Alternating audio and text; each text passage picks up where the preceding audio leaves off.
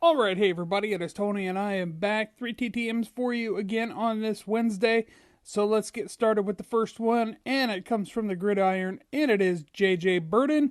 J.J. Burton had a pretty decent career in the NFL, but it was his backup option. He actually wanted to become a big-time track athlete, and football was just a secondary option, and according to himself, when he was going to get scholarships from schools, he asked every school, he said, yep, I want to run track, that's what I want to do, but will you allow me to play football too? Is just something to stay in shape in the fall.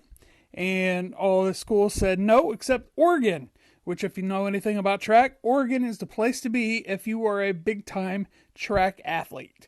And he won the 1985 NCAA National Championship in track and field and was inducted in part into the University of Oregon Hall of Fame because of his track accolades. Now it is on to my next TTM, and it comes from Green Bay Packer legend Mark Chmura. Yeah, the only thing that I really remember about Mark Chmura, yeah, he was a pretty good football player, is just his 1996 controversy after the Packers won the Super Bowl. He said he refused to go to the White House because President Clinton could not keep little Bill in his pants, so he could not, in good conscience, go to the White House and meet Bill Clinton. And then a few years later, he got into a little bit of trouble for possibly he went on trial for sexual assault against a young lady who was his kid's babysitters, and then he later admitted, yeah, I probably did some stuff that I shouldn't have done. So that is my that is my remembrance of Mark Chmura, is that controversy there. And it's on to the next one. CTM comes from Tigers pitcher Fred Sherman.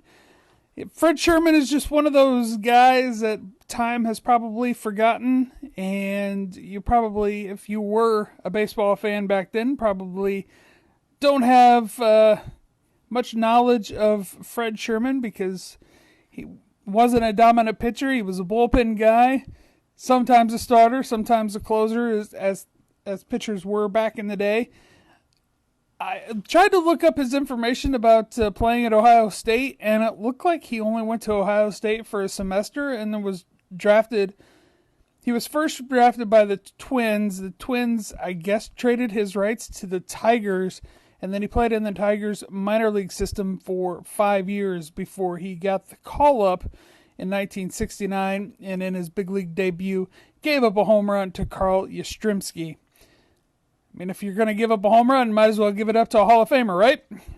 And then towards the end of his career, at the end of his career, when he signed with the Pirates in 1977, he realized that he was just going to be sent to the minors and kept down in the minors in case anybody got hurt. And then he gave up Major League Baseball at the end of the 1977 season, went to Japan in 1978, and then the team that he was going to sign with in Japan had too many American players, and then they assigned him to a minor league team in Japan where he became a player coach to finish up his career.